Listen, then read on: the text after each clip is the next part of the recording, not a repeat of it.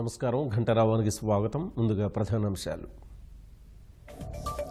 సంక్రాంతి తర్వాత రుణమాఫీ పూర్తి, వర్షాభావంలోనూ పంటల్ని కాపాడుతున్నామన్న సీఎం.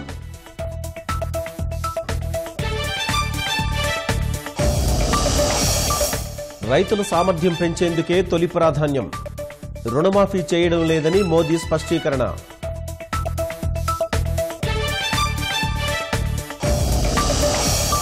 హిమాచల్ ప్రదేశ్లో లోయలో పడిన పాఠశాల బస్సు, 7 దుర్మరణం, 12 మందికి గాయాలు.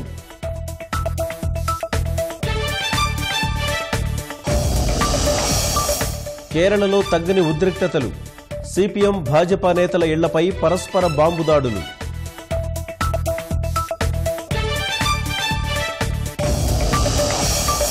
ఉత్తరప్రదేశ్ అక్రమ మైనింగ్ కేసులో సిబిఐ సోదాలు, యూపీ, ఢిల్లీలోని ఐఏఎస్ సీనియర్ అధికారుల ఇళ్లలో తనిఖీలు.